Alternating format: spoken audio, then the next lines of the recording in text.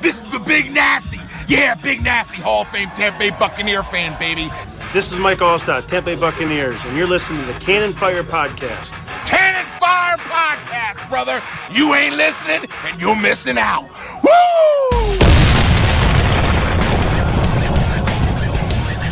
Here is day 4, the snap, the hold, the kick. It is good! It's good! Good! Good! Fox beat the Eagles! Matt Bryant is my hero!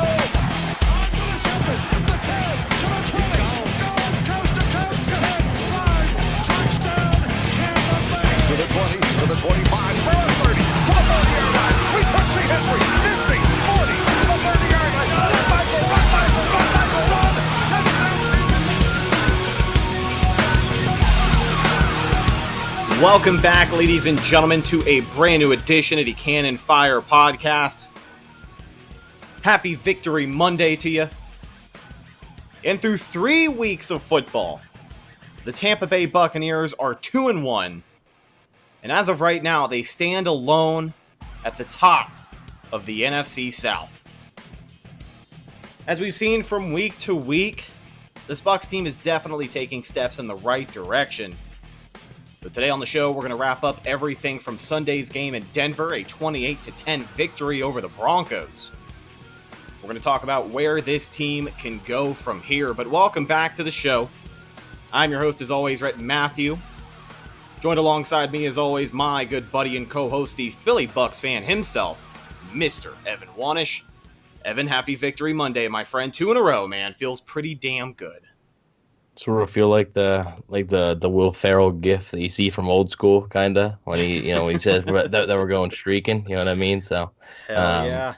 I'm surprised I haven't really seen that much today, but I guess a win streak, I consider a win streak to be like 3 straight. So hopefully the Bucs can make it 3 straight this Sunday. But yeah, definitely good to get a win and a really dominating one, if that. So Absolutely. Love to see them get the ball rolling and where they can go from here. But ladies and gents, we are not alone. Today, joining us on the show, a beat writer from Pewter Report, one of my favorite guys to have on the show, our good buddy, Mr. Taylor Jenkins. Taylor, how are you doing, man? Welcome back to the show.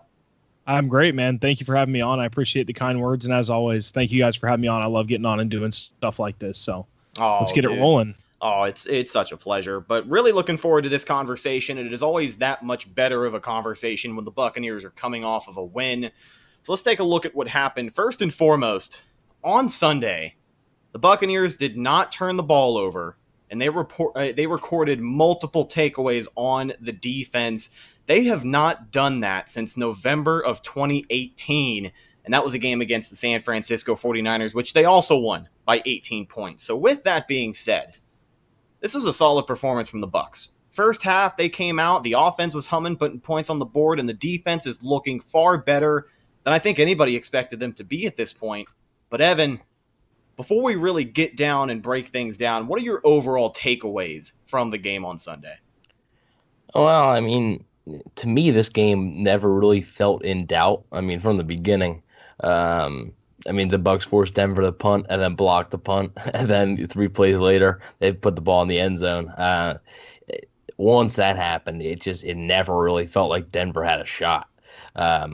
Unlike the previous week, I sort of thought Carolina sort of had a chance to get back into that game and tie it up. But this time, even when Denver scored that touchdown right before the half, I was like, I don't really think it matters.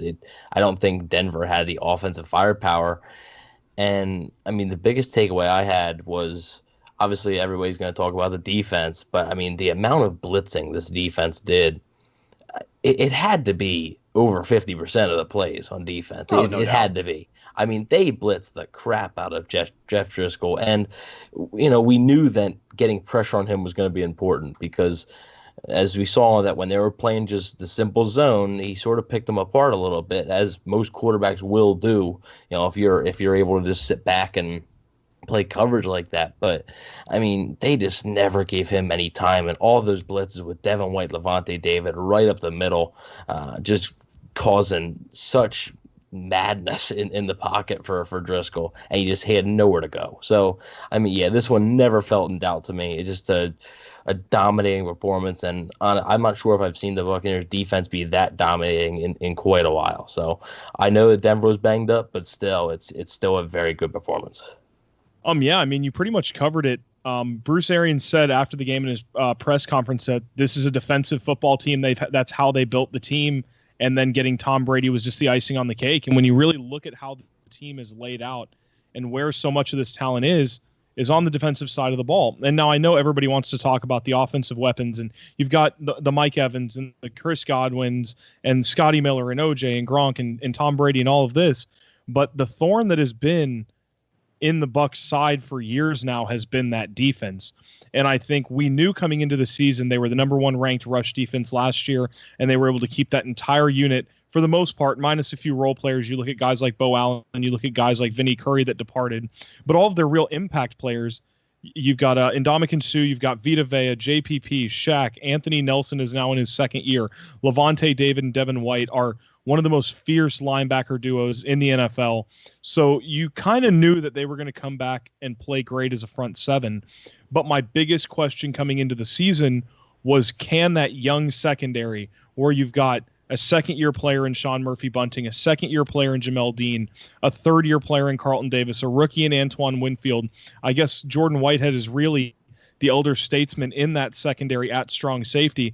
A second-year player in Mike Edwards, second-year player in Mike Edwards, third-year player in Mike Edwards, who steps in and has to play free safety when Sean Murphy-Bunting goes down. Could they take that step and build on that strong second half they had last season and not regress? Now, if they regressed and they played like they did the first half, it really doesn't matter how fierce your front seven is for the most part, because they're not going to get to the quarterback anyway if you can't cover them. And we saw for the last 5 years that it doesn't really matter how many points you put up if your defense can't stop anyone. So I think my biggest takeaway is that through 3 weeks, this young secondary and that defense has stood strong. But one thing that I wanted to see from the Bucs 2 weeks ago, I wanted to see from the Bucs this week, was going into the game. We talked about it. They're more talented than the Panthers were, and Denver, they're more talented and they were beat up. I mean, even on the offense, you've got a third string quarterback that winds up playing. Your number 1 wide receiver is out. Your number 2 running back is out. They're missing an offensive lineman. I wanted to see them, when they built that big lead like they did against the Panthers, like they did against Denver yesterday, keep your foot on the gas, and they didn't do that. Against the Panthers, like you said, they allowed them to kind of crawl back into the game, and yesterday they scored 5 points in the second half, and 2 of that came from a Shaq Barrett safety. So I think this team has a lot of talent. We know that when you look at the roster, but if they don't stop things like offensive penalties, if they don't stop things like sputtering out in the second half, I think that is what could spell their own downfall later in the season when they're playing teams like the Saints again, like the Packers, like the Chiefs.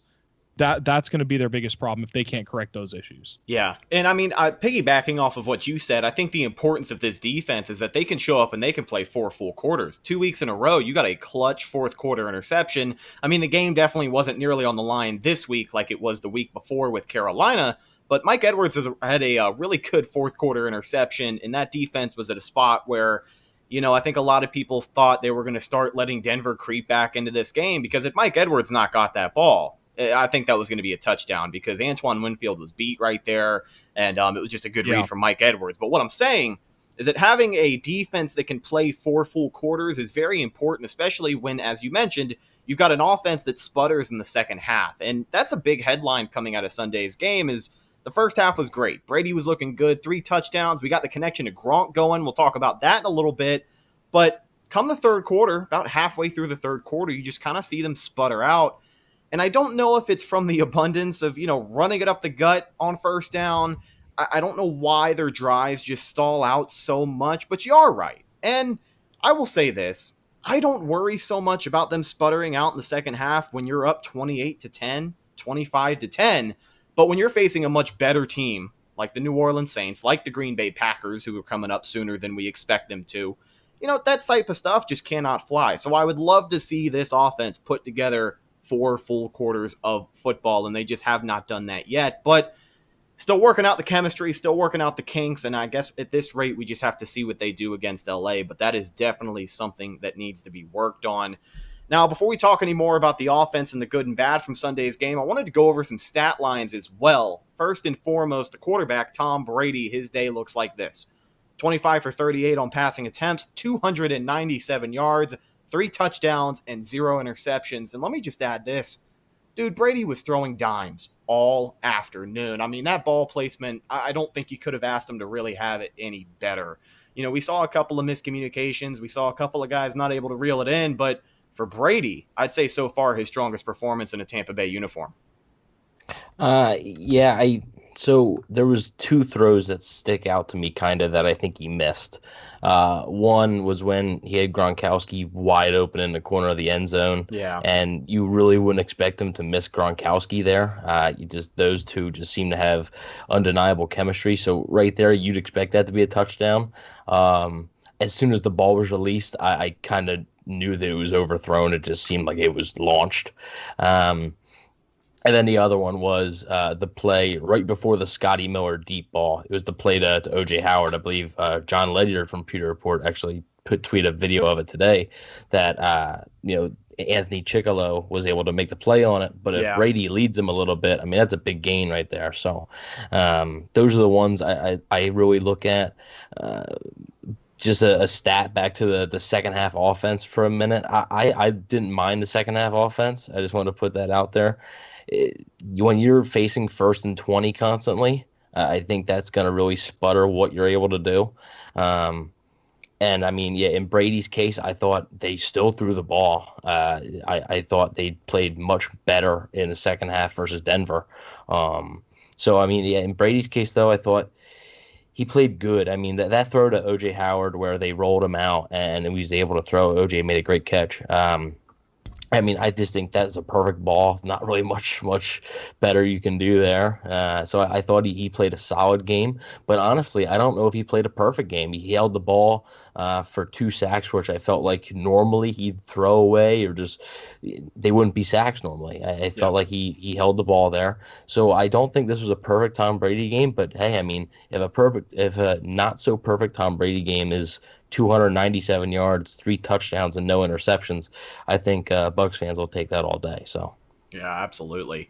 And Taylor, I wanted to get your thoughts on this as well. What did you see from Brady? Was there anything that concerns you as well, or anything that I guess that he can just build on from here? I mean, yeah, it was a great first half, but like we said, that one to Gronk in the back of the end zone, I think he probably hits that pass 99 times out of 100.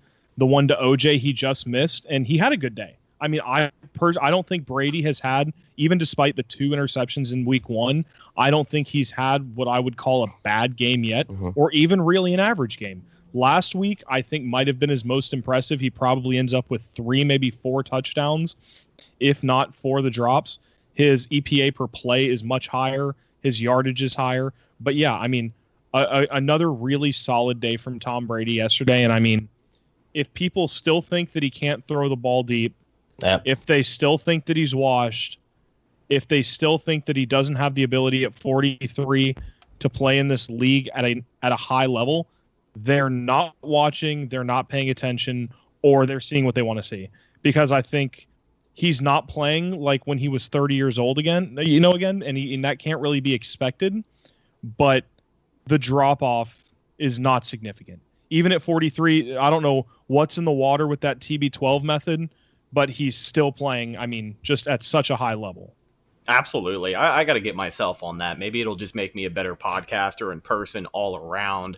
But let's take a look at some more stat lines here. These 2 guys I grouped together because I think it's fun to mention them. The first one is Rob Gronkowski. His day looked like 6 catches on 7 targets for 48 yards. Obviously not blowing the roof off of the place, but we'll talk about that here in a second.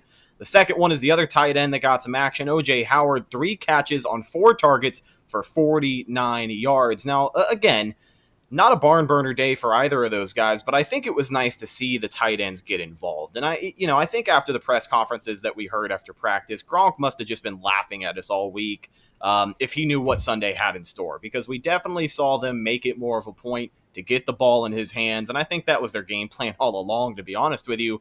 But when it comes to Gronk in particular, I think it's pretty nice to see, because as of right now, he's definitely not where we want him to be, but it looks like he's finally starting to get his legs up from underneath him. And it's much sooner than I think I and a lot of other people had expected it to happen. Yeah, I was happy with the tight ends. I mean, you said the receptions and the targets. Each of them missed one target. Yeah. Right. And those were the two throws we already highlighted. The one that was just underthrown to O.J. Howard and the one that was overthrown to Rob Gronkowski. So, I mean, you put those in, Gronk has a touchdown and O.J. has another big play. So, and all they need is a little bit of a better throw. It's nothing they did wrong. So I was really impressed with them. I thought, in this offense, they don't need a tight end to go for 100 yards and 2 touchdowns. Like that's not what this offense is going to be. That's not what they needed to be. And I think what they need from the tight ends is exactly what they got on Sunday. And I think that should be the game plan going forward, right? I think on a third down, third and short, it looked like they designed some plays for Gronkowski on third and shorts when he was just running across the field there. I think that worked out pretty well. Then Howard, there's more of the vertical threat at this point. So I like their game plan there with the tight ends this week. I know Bruce Arians said that it was mostly that way because they realized that Mike Evans was going to be double teamed most of the game, and he pretty much was. So I did like their game plan. Would have been nice to see one of them get in the end zone, but I mean, I think that's coming sooner rather than later. But overall, pretty happy with the tight ends, and I think hopefully that they should be involving them about the same rate that they did this week, because I think that's a pretty good formula. Yeah, I know people wanted to make a big deal about the lack of production from the tight end position, especially when you have a guy that's the caliber player Rob Gronkowski is. I mean, arguably the greatest tight end of all time, and a guy who is just as young and athletic and talented as O.J. Howard is, and I think it was just a matter of time. When you look at what Tom Brady's done in this offense, he hit 8 receivers yesterday. I think Godwin had 5 targets. Evans had 4. Scottie Miller had 4 or 5. Gronkowski led the team with 6 catches on 7 targets. OJ had 4 or 5 targets. So really, I mean, Tom Brady's going to hit the open guy. He's not going to say Mike Evans is the most talented wide receiver on the team, so I'm going to throw the ball his way 10 times whether he's open or not. If he has a 50-50 ball, I know Bruce Arians loves to say, throw that 50-50 ball and Mike Evans is going to come down with it. But Tom Brady's going to throw the ball to the guy that's open, whether that's Cyril Grayson down the sideline or whether that's Mike Evans in the end zone on a goal line fade. That's what he's going to do. So I think it's just like when we used to look at the Patriots from a fantasy perspective. Any given week for a running back, any given week for a wide receiver, it was always hard to bet on them, right? And I think that's what you're going to see. You're going to have weeks where Gronkowski and OJ combine for 2-3 catches. You're also going to have days where they go out like yesterday and have 13, 14 combined targets and catches. And I just think that that's the way Tom Brady operates, and you can't really ask for much more. Oh, no doubt. And I think another guy that's worth mentioning as well on this offense is wide receiver Scottie Miller, our boy Scooter. He had a career best day, 83 receiving yards on just 3 receptions. So I think to add this on, I think it's safe to say that Brady-Scooter connection is starting to look better and better week after week. And Brady missed him on a deep ball that would have been a touchdown. But Miller was able to beat the corner, and Brady just overshot it just a little bit. So, I mean, hopefully, it seems like they have decent deep ball chemistry. I mean, Brady underthrew that one deep ball, and Miller just made a fantastic catch. It was underthrown just a tad. I think Brady sort of stepped up in the pocket and didn't really have enough room to fully step up, so it was a tad underthrown. But still a great catch. And that's what Miller's got to do. I mean, when Mike Evans and Chris Godwin are out there, he's got to be the guy they can go to for a big down the field play, because he's the guy that's the fastest wide receiver on the team. And that's what he's going to be used for. So he's not Julian Edelman. He's not going to run, 5-6 yard outs every play and just catch those balls. That's not what this offense is designed for him to do. That's not the type of player he is. He is much more. Like I said, I know we've already mentioned this before. I believe after the New Orleans game, but I forget who said it. He's much more Deshaun Jackson than he is Julian Edelman. Not obviously as explosive as Deshaun Jackson. I'm not comparing him to him, but just in terms of the style of the type of routes that they're having him run. I mean, yeah, he's definitely earned the trust of Brady. He had another drop, which was a tough diving catch, so kind of an excuse on that one, but. I mean, yeah, just like Taylor said, whenever you're looking for fantasy players, you never wanted to really target New England players. One, because they never really seem to have a number one receiver, and two, because you just didn't know. Like, there could be 1 week Julian Edelman gets you 6 points, and the next week he gets you 25. Because, like you said, Tom Brady's going to throw to the open guy. Tyler Johnson got a target. It was dropped, and it ended up being a penalty anyway, but he was open, so Tom Brady threw it to him. He's always going to target that open guy. And, I mean, I love the Evans goal line fade, like you mentioned, Taylor. I thought that was a great call, something that I think the Bucs need to do more. And I just think that Tom Brady, yeah, he's going to spread the ball around, and I think it's going to benefit pretty much everybody. I mean, you saw in this offense last year, really, Justin Watson really didn't get many catches or targets until Godwin and Evans went down. And I recall, I believe Watson had 1 or 2 catches in New Orleans, and he had 1 or 2 catches last week and a few targets last week, and obviously didn't play in this game. But, I mean, that just goes to show you that he's not going to target a specific player, and that's something I think the Bucs in the past have had trouble with. I feel like they were really saying, okay, Mike Evans is there, so throw it to him. Well, he's maybe not open, so throw to the open guy, and I think Taylor really hit the nail on the head with that one. Well, I think there were a few times last year where, they would come out and first play of the drive, everybody in the arena knew that the ball was going to go to Mike Evans. And it would be intercepted, and that's what would happen. So, I mean, I definitely agree with the point that you had made there. Taylor, I didn't mean to cut you off. I saw you were going to say something else as well. Yeah, I mean, I've actually been extremely impressed by Scottie Miller and a little surprised that he hasn't been used more. Coming into this season, it was really tough for Scottie last year because of he suffered 3 separate hamstring injuries. He suffered one in preseason, he suffered one early in the season, and I believe his season ended with a hamstring injury. Mm-hmm. Mm-hmm. So you really didn't get to see a ton of him consistently, but the way they used him, like you said, was in that Deshaun Jackson role. Again, not Deshaun Jackson, but that's the way they used him. If you follow me on Twitter, you know that it frustrates me to no end to hear him called a slot receiver because he's 5'9" and white. Schlereth even called him a slot receiver yesterday on the broadcast.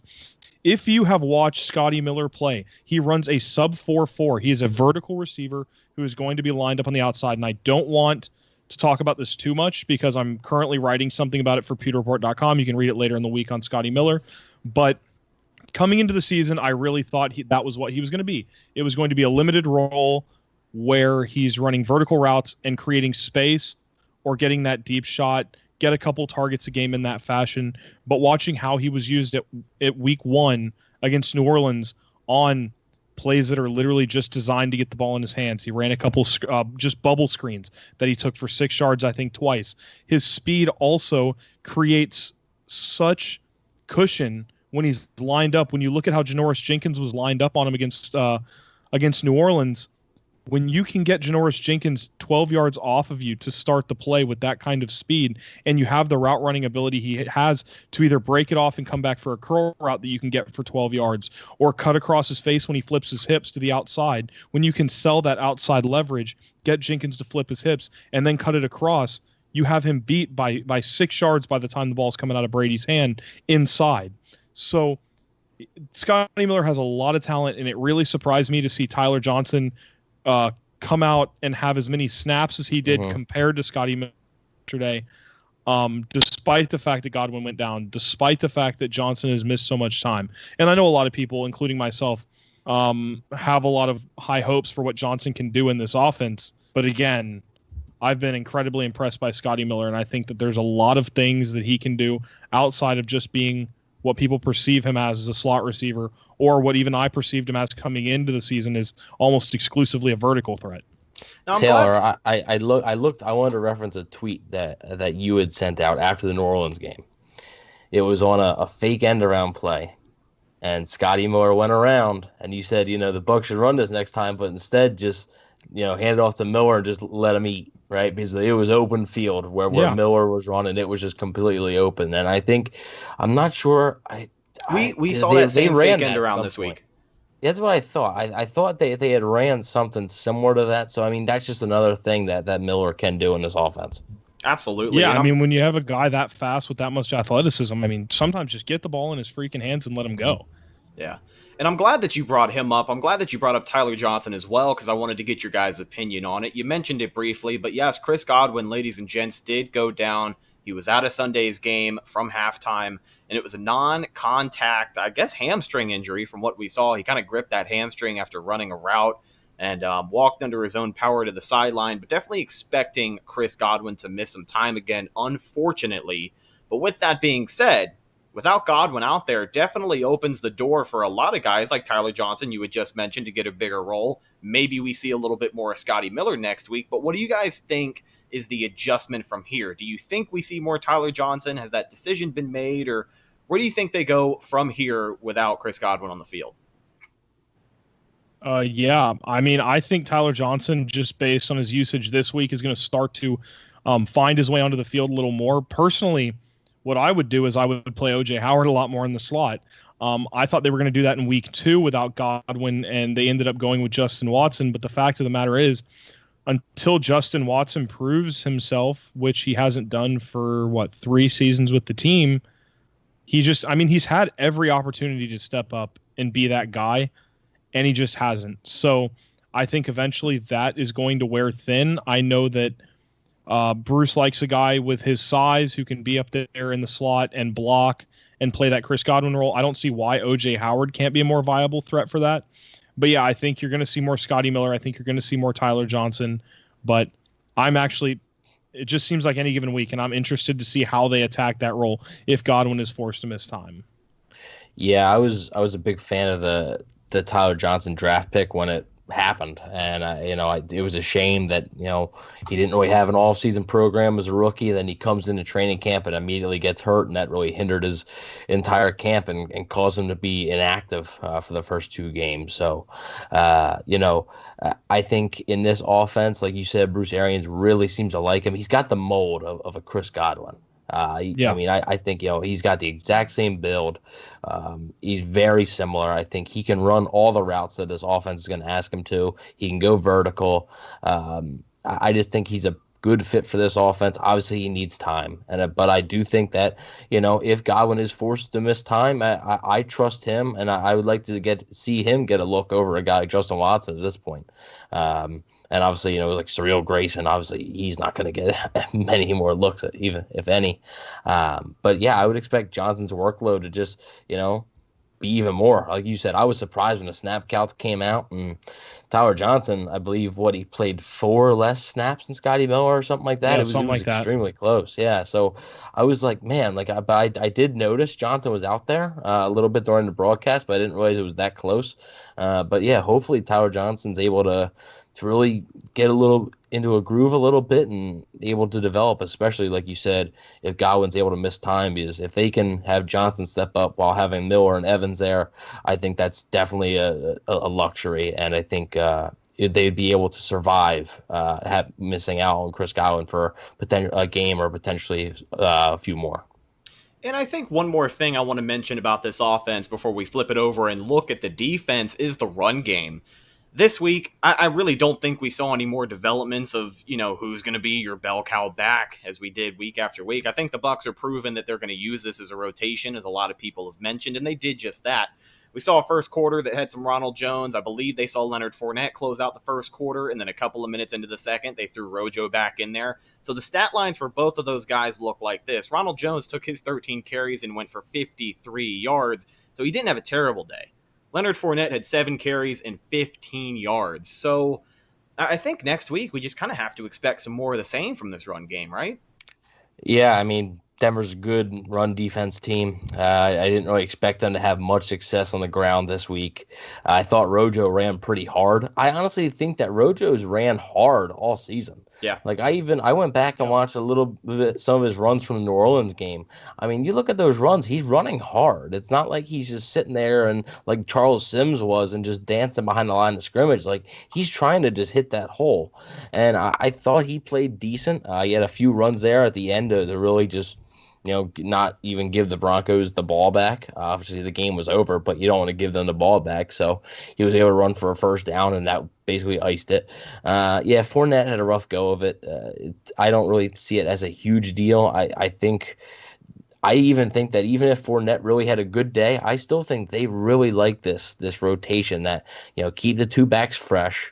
And then, Fournette the closer, but I mean, Ronald Jones was the closer this time. Fournette did have the fumble exchange with the handoff. It seemed like that was completely just on him. He's lucky, he was able to recover that one.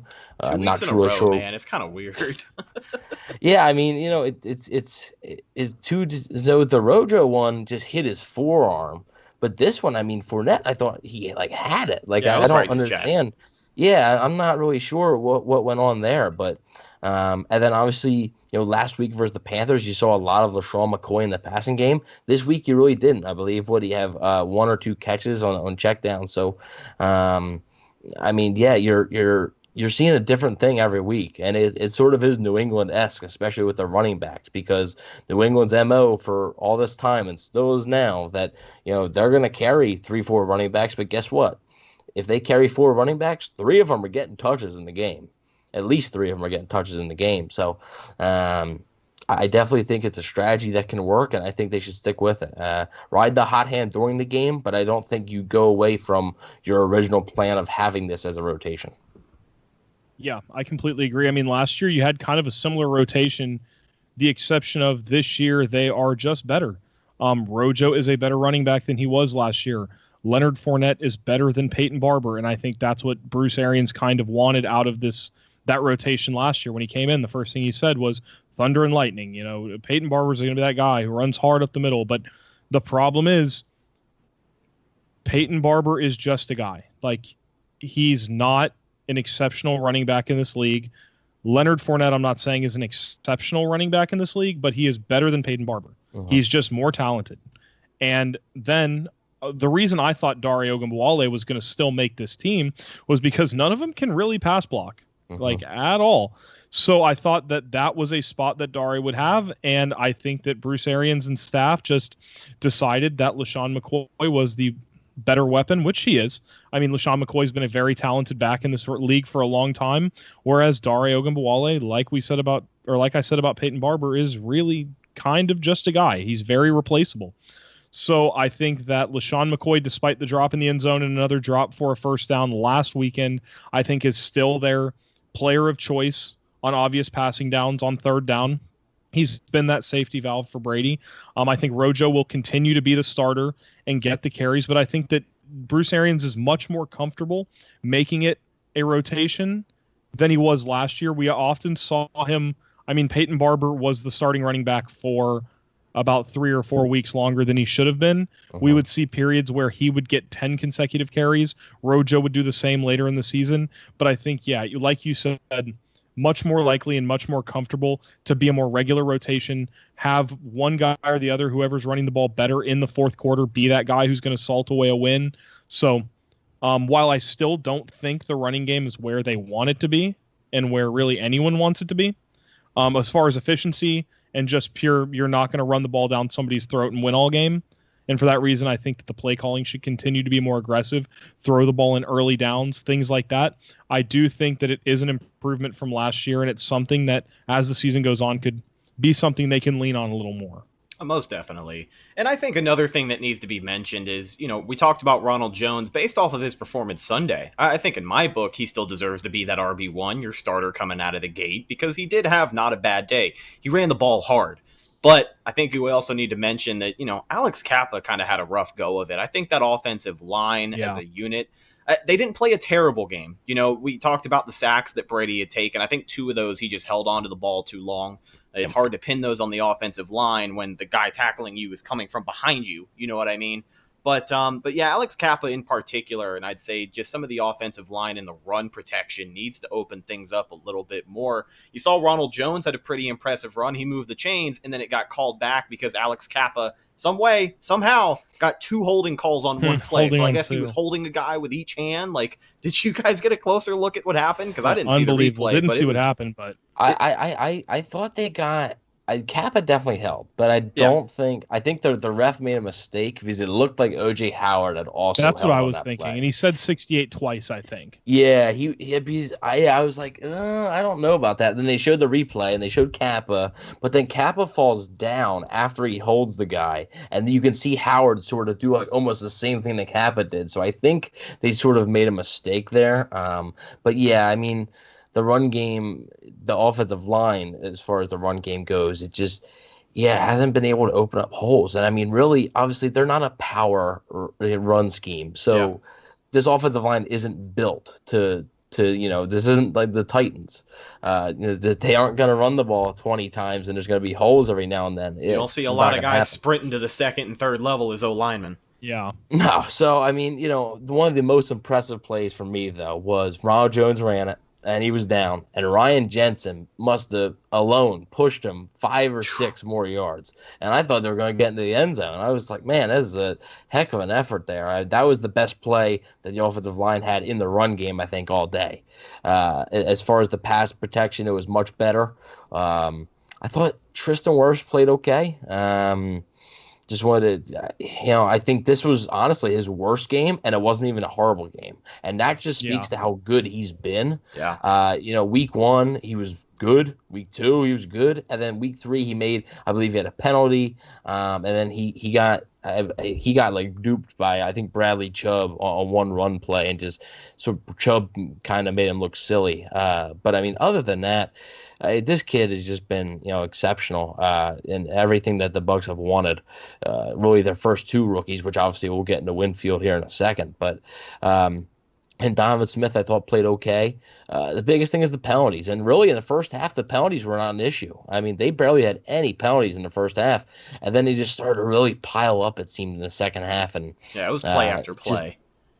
Yeah, I mean, it was nuts. I mean, I think I tweeted out once. I was like, they can't run the ball without holding. Like, in the second half, I believe it was, they tried to run it on one drive and it was a holding, and then the very next drive they tried to run it again right away and it was a holding cause. Like, they can't do it. So that's something that needs to be cleaned up. And I mean, Bruce even said that. He said that that's something that they definitely need to clean up. And because just like we said earlier, that's not going to fly against the Packers. Yeah. And you cannot live that far behind the chains. No, you just can't. I mean, and even Denver, I'm not saying like they still had talent on defense, but I mean, even a team that's better than Denver, but not on like the Packers and Saints level. I mean, a team like the Falcons, who, I mean, their defense, it seems like it's in shambles, but I think right now they might be a tad bit better than Denver's, like, health wise. A team like that, they play the Lions, who are a strong defensive team. They play the Vikings, who seem to be a strong defensive team. You can't even do that against those teams, because that'll end up burning you, and that could end up costing you the game. So I think it'll get cleaned up. It just, for some reason, in the second half, the offensive line just really seems to slow down, especially in the run blocking. But I thought they did a fine job pass blocking, but run blocking definitely needs to improve. Now, speaking of discipline as a whole, and we're going to talk about the defense here shortly. I'm really chomping at the bit to talk about these guys. They're the bright spot of this team, but I wanted to get your guys' opinion on one more thing. Bruce Arians went through 2 timeouts in 0 seconds of game time yesterday. What are your guys' thoughts on just some of those decisions that kind of pop up? Because it's not the first time that we've seen Bruce throw the challenge flag, and it's almost like he's throwing it out of spite. Like, I really would have thought that, he had seen clearly that the runner did not get the first down. And then it took, a timeout on the next play on 4th and short, and then we throw the challenge flag. Like, it almost seemed pointless at that time to really try and, barter for that extra yard to get the first down and move the chains. Like, these kind of things while it's not as concerning when you're up on the scoreboard like you were against Denver at the time, but again, we just talk about these I hate to say more serious opponents, but these closer games that are going to be happening, these more competitive games, stuff like that just bites you in the ass. And I don't know how much more of that we can see of it. Now, I'm not, obviously we don't need to fire Bruce and reevaluate this staff, but I definitely think it needs to be talked about because a lot of people seem like they're choosing to overlook that. I got no idea. Yeah, I mean, Bruce Arians, we know, is a great offensive mind. And you can see from what he's done in Arizona, what he's done here in Tampa, he's phenomenal at building a roster. But if there is something that you can knock him for, it's in-game management.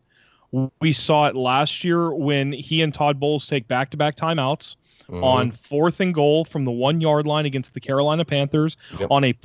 That's the play of the game. If Vernon Hargreaves does not, don't really want to mention him anymore, I guess, Bucs fans, but Vernon Hargreaves, whether you like it or not, chases down McCaffrey, makes a stop inches from the goal line, and wins the Bucs that Week 2 matchup against the Panthers.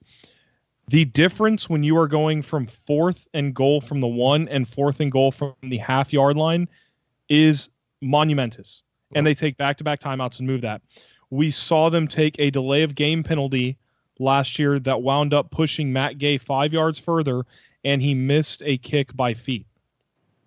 Yesterday, we see him on 4th and inches.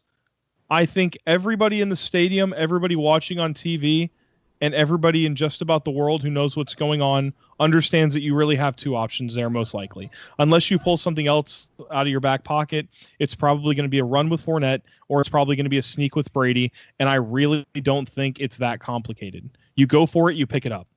I know that Bruce Arians, whether he's on defense or offense, really likes to burn a timeout on 4th downs just to make sure they can see the defensive or offensive personnel, depending on which side of the ball they're on, and ensure that they're calling the play they want. But that I can live with.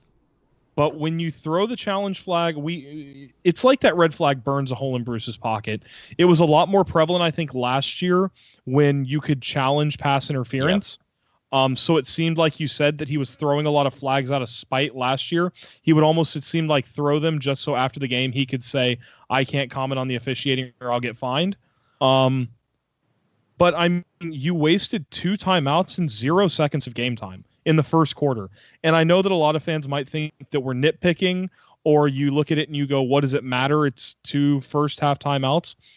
They're assets. Just like anything else, having timeouts in your back pocket are assets. If it's going to come down to a close game, those 2 timeouts might be the difference in 0 points or a field goal at the end of a half. That might be the difference in settling for a field goal or scoring a touchdown at the half. And I just don't think that, while it's not the end of the world, those are not assets that you can just waste, or you should waste. So I think it's something that just needs to be corrected. It might not be, and again, it's not the end of the world, and it is a little bit nitpicky, but I don't think it's something that Bucs fans should just sweep under the rug, and I don't think it's something Bruce himself should just sweep under the rug, to be honest. Yeah, I think every head coach has like a video guy, right, that they have there telling them. Either Bruce needs to fire that guy, or he needs to do the opposite of what that guy says. Unless that dude is saying, don't challenge it, and Bruce says, I'm doing it anyway. My biggest gripe with it was, okay, so it's 4th and 1. They try to draw them off sides. Okay. So you're buying time to look at the play that you're going to challenge. So you call a timeout, you throw the challenge, and you come right back out and you go for it on 4th down. They got it. It was a Leonard Fournette 2-yard run. But in that case, I assumed they were going to punt after you get the challenge wrong. If you were planning on going for it on 4th down anyway, what is the difference?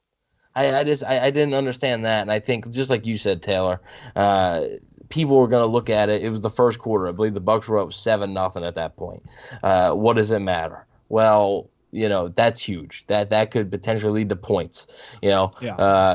With 15 seconds left, Gronkowski gets tackled on the 2-yard line, but the Bucs have no more timeouts because they ended up burning 2 of them in 0 seconds, and now you can't score any points. that hurts, and that'll come back to bite them. And thank God it wasn't, obviously it wasn't a close game, but thank God, that didn't happen in the second half, because that's even bigger then. Because now you're talking about the end of the game, that you have one timeout, potentially no timeouts headed into the final 2 minute where you may need a score. So I think it's definitely something that Bruce Arians needs to correct, and I don't know if he will, because I mean, we've seen it time and time again that he doesn't seem to really learn. And I use the word, it seems like he's like challenge happy sometimes. It seemed like, just like you guys said, that's like burning a hole in his pocket. He's got to get rid of the flag. He's got to get rid of that challenge flag. And I believe he won a challenge. It was either last week or in New Orleans. He won one, but then this one just was not a good one. And I thought it was pretty clear. LaShawn McCoy's knee was down. The ball was not where it needed to be to get the first down. And yeah, definitely questionable, but I think, it didn't kill him, but it's definitely something worth mentioning. Because that's also something you can't do against the Packers and the Saints. Yeah. That's got to be the theme of this episode. You can do that against the Broncos here. You cannot do those mental mistakes against the Packers and Saints, right? I mean, what if the Bucs would have gotten stopped there? Then the Broncos take over at midfield, only down 7-0, and the Bucs suddenly have one timeout. Like, that cannot happen against the good teams in this league. Yeah. When you're in the NFL, to win a game, you need every advantage you can get. You need every asset you can get. So again, while a lot of people might take that conversation as nitpicking, all I'm trying to say is that if later on down the season, we see some poor game management and it ultimately costs Tampa Bay a game, just remember this conversation. That's all I've got to say. But let's go ahead and move on. Let's wrap things up with probably my favorite thing from the game on Sunday, and it's this defense, the moment that everybody's been waiting for. I mean, these guys, good God almighty, dude, their stat line looks like this. 6 sacks, 2 from the hometown hero Shaq Barrett, 1 from Jason Pierre-Paul, 1 from Vita Vea, who had himself an absolute day against a beat-up rookie tackle. Yeah. 1 from Jordan Whitehead, and 1 from probably, dude, I hate to say it so early, but the best defensive player on this team, Antoine Winfield Jr., got himself in the backfield with a sack. So with that being said, obviously this defense had a great day. They won the Bucs the game. They dominated. Where do they go from here? I mean, they have absolutely been playing above expectations. They're the bright spot of this football team. And me personally, I think at this moment, at week 3, they're very worthy of being discussed as one of the top 3 defenses in the NFL right now, just because of how productive they've been. Obviously, they haven't faced a top-tier offense just yet. They kind of shut down the Saints. Drew Brees had a bad game, but that was week 1. As of right now, I think they're one of the better units in the league, and the question then becomes, Evan, where do they go from here, dude? Well, I mean, if you're talking about current right now, September 28th, you have to include the Buccaneers in the top 5 defense in the league. You just have to. I think, obviously, maybe not overall, but if you're talking currently on this season right now, who is playing the best defensive football right now, the Buccaneers have to be in the top 5. I think, I mean, yeah, they dominated. I mean, just absolutely dominated. And I understand that this Denver team was not an offensive juggernaut to begin with, even before all the injuries. And then obviously, you lose your starting quarterback, number 2 running back, number 1 wide receiver. But I mean, they still have Jerry Jeudy was the 15th overall pick. Noah Fant is a great tight end. Obviously, their offensive line is bad, but Melvin Gordon is still a pretty solid running back. KJ Hamler is a solid wide receiver that was a 2nd-round pick. It's not like they have nobodies on there. Now, obviously, the quarterback was the big thing. Jeff Driscoll, I mean, he struggled, right? He couldn't seem to get anything going, partially because of the offensive line. But, I mean, I'm always a guy that says football's won up front, right, in the trenches. And, I mean, if you're able to just dominate an offensive line like that, I don't think it gives the other offense much of a chance at all.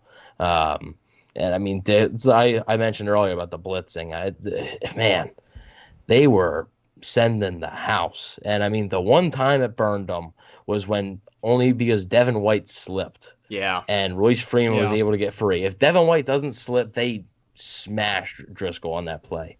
And I mean, they smashed him on the interception of Levante David. I mean, the ball just popped right up in the air.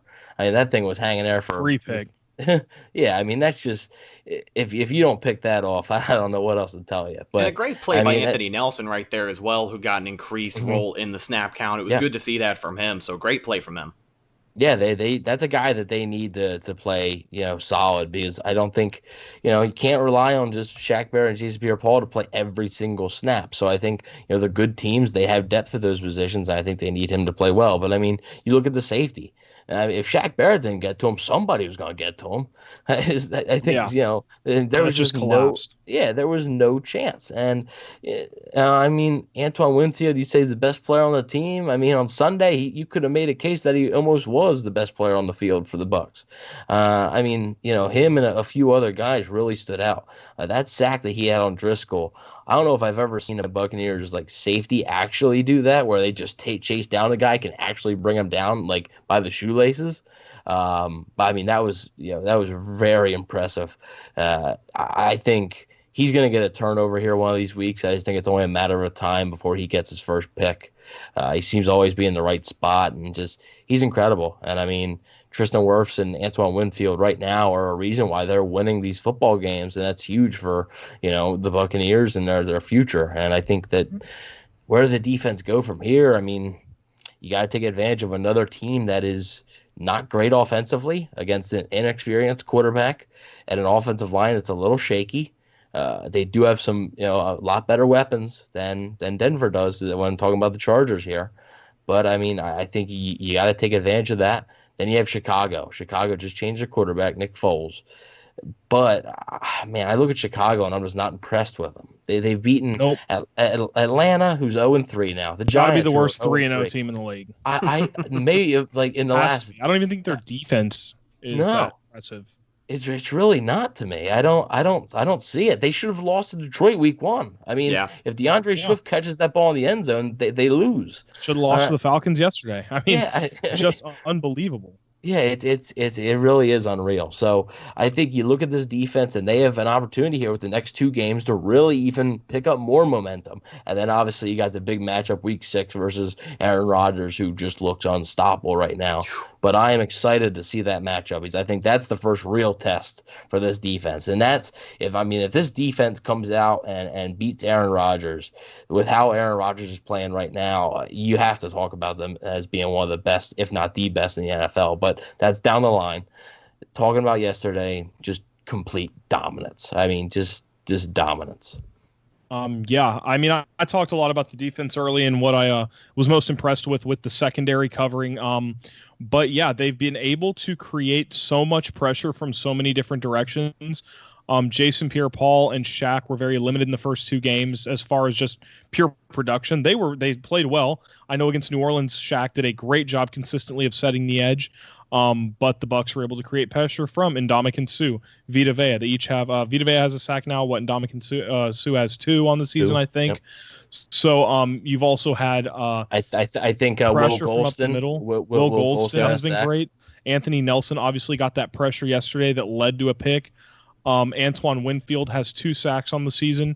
You've seen them get pressure. I want to say Levante David has a sack. Don't quote me on that. But they've been able to bring pressure from so many different directions. The young secondary has stood up. And I think what is so important, I'm not ready to crown Antoine Winfield the best player on the defense yet. But I wrote about it before the season that I think I got the impression very early last season that the most important role in Todd Bowles' defense is a safety who's versatile.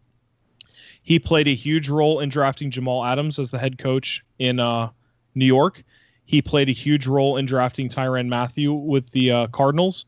He worked with Budda Baker. And last year he tried to find that guy in Mike Edwards. The problem with last year and their safeties is that Jordan Whitehead I think he's a better safety than some people think he is. I like him, but he's at his best when he's being a true box safety, coming downhill, playing, trying to get in the backfield, trying to take down running backs. That's where he's at his best. Being physical, putting his nose in on plays. And Mike Edwards, I think they really liked because not only did he have, 8 turnovers as a senior at Kentucky, but he also was one of Kentucky's leading tacklers in his time there. And he was a captain. He was a leader. I think they thought he was a smart player, a sure tackler, a guy who could drop back into center field and create turnovers. But the problem was, as Nick Rapone, the Bucs safeties coach, said preseason, and Bruce Arians said, despite the fact that they believe Mike Edwards is a ball hawk, said he was getting his hand on as many balls as anybody in the secondary in preseason. He had an issue tackling last year. I think I looked at this today, and he had 36 tackles last year total, but also had 9 missed tackles. And he was a liability in coverage, gave up too many big plays, and that's why he eventually, by week 5, lost his starting job to Andrew Adams, who the Bucs had picked up off the street after the season had started 2 years in a row. So the bright spot that I saw from Adams yesterday was that he had 3 tackles, none missed, and he came up with his first career interception on an absolutely unbelievable play where the Bucs sent 6-men blitz, man coverage. He was alone over the top in single high coverage. He took his first step towards a one-on-one coverage with Jamel Dean and Tim Patrick, and then was able to come back, like you said, after Judy beat Winfield at the top of his route, come back and make that play. So that was really, I think, important not only for Mike Edwards, but it's important to get that confidence with the coaching staff, because if Sean Murphy Bunting, like we said with the hamstring, is forced to miss time, you are going to see the Bucs, I think, deploy a base big nickel package. And what that is, but for those listening who don't, the nickel package is 5 defensive backs. It's typically your 3 cornerbacks, generally being Jamel Dean, Carlton Davis, and Sean Murphy Bunting in the slot, with 2 safeties in Antoine Winfield and Jordan Whitehead. Now, what a big nickel defense is it's that same 5 defensive backs, but instead of having your slot cornerback, you're having 3 safeties. So 2 cornerbacks, 3 safeties to make up those 5 defensive backs, because Antoine Winfield yesterday slid into the slot cornerback role when Sean Murphy Bunting did. That's what allowed Mike Edwards to get into the free safety role. I think if Sean Murphy Bunting is forced to miss a game, that's what you're going to see the Bucs deploy as their base defense. If Sean Murphy Bunting is forced to go on the IR for 3 weeks, luckily in 2020, you'll probably see the Bucs re-sign Mozzie Wilkins, who was released. Parnell Motley was active for his first game this week. But yeah, I mean, it's really big, I think, for Mike Edwards to get in there, get that pick, get that confidence. Because if Sean Murphy Bunting, it's going to hurt the defense, because I don't think Antoine Winfield is at his best at nickel cornerback. I think he can do it. He's going to do a serviceable job. I really like that allows him to get closer to the line of scrimmage, where he has had so much success blitzing. But yeah, I'm really interested to see the injury report come out this week from Sean Murphy Bunting, and I'm really interested to see how Antoine Winfield's going to do playing a whole game really at slot, playing that really Tyrann Mathieu role, where about 50% or more of his snaps are going to come from slot cornerback, and Mike Edwards is going to slide into that free safety role and hopefully play a little better than he did last year, because the Bucs are really going to need him to, if they lose a weapon like Sean Murphy Bunting. Sorry, I went rambling on for a little bit, but I'm incredibly intrigued by this defensive backfield, and I think they've got incredible playmakers. So it's really exciting for me to watch. And also you got the shout out from Mike Edwards on Twitter today. The quote tweet. Searching his name on Twitter. He's Taylor tweeted the video of his one-handed interception, and you slowed it down as he was making the catch. Edwards retweeted it, so it was pretty cool to see. But I thought it was big for him to get that. He had that sack last year on Taysom Hill, but that was pretty much the only impact play that's memorable from him last year. So it was very nice to get that. I think it could be a confidence booster, and like you said, especially if Murphy Bunting has to miss any time, I think him having that confidence back there, I think it is better. I do like the idea of Antoine Winfield being closer to the line of scrimmage, being able to blitz a little bit more, because he's been so effective at it. And like I said, they're going up against another offensive line that's not great. So another a rookie quarterback here that, while he's talented, Justin Herbert, 6th overall pick, he hasn't seen everything that the NFL defenses have to offer. So definitely gonna see, I think, a lot more blitzes, and I think Winfield could be a part of it. So very excited to see where this defense goes. Rhett, finally, you're trying to take the stage.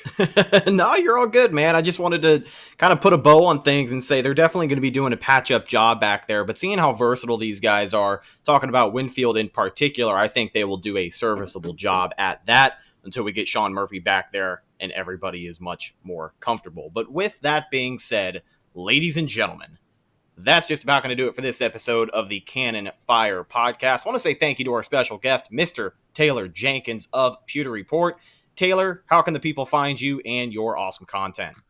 Yeah, absolutely. Check us out as a team on Pewter, at Pewter Report On Twitter, check us out at pewterreport.com. That's me, that's Scott, Mark, John, Matt. I mean, working really hard this season. It's a lot more fun to cover a winning team, so it's been nice to see them start out 2-0. You can follow me personally on Twitter at tjenkinstampa, and I just wanted to thank you guys again so much for having me on. Love coming on and talking football, especially after a win when there's good things to talk about, which hasn't necessarily always been the case the last few years. So I appreciate it, guys. Absolutely, man. Quite the pleasure to have you on. Thanks for jumping on with us. And ladies and gentlemen, make sure you follow the show on Facebook, Instagram, and Twitter. All of those are Cannon Fire Podcast. It's basically the number one place to get any updates on the show, and of course any Buccaneer news as it happens as well. You can follow myself on social media, Instagram and Twitter. Both of those are Redicus. If you follow me, I promise I'll follow you back. And you can also find my co-host on social media. Instagram is Bucks_daily, and you can find him on Twitter at EvanNFL, yelling about some Philly sports that, oh man, just it's been a bad year for Philly sports. But meanwhile, Florida's really bringing it up, man. Look, okay, not talking about Philly sports, but I'm going to give a shout out here. Good luck to the Tampa Bay Lightning tonight. Hope they are able to clinch the Stanley Cup. If it's not my Flyers, I hope it to be the Lightning. So, yeah, good luck to those guys. Hope they are able to clinch it. I don't want to go to a Game 7. Too unpredictable there. But makes you know, 2 of us. But yeah, good luck to them, and hopefully there can finally be a championship in Tampa for the first time since last time there was a championship was when the Lightning won it, correct? Yeah, 04. Yeah, Went in 08 with the Rays, but what about Phillies, baby. What about the I don't know if people count them, but what about forgotten. the Arena Bowls? The Storm were pretty unstoppable for a while, you know what I'm saying? oh yeah, that's true. I think they had 5 or 6 rings. Yeah, and then the Storm last time I think in the Arena Bowl was against the Philadelphia Soul, and they lost. So oh man, Philadelphia that's gets rough. another point. That's rough. All right, ladies and gentlemen, we will talk to you Thursday for our game preview episode, shaping up that game against the Chargers. I am Rhett Matthew, signing off from my co-host Evan Wanish and our special guest Taylor Jenkins. Thanks for listening to our show. Go Bucks.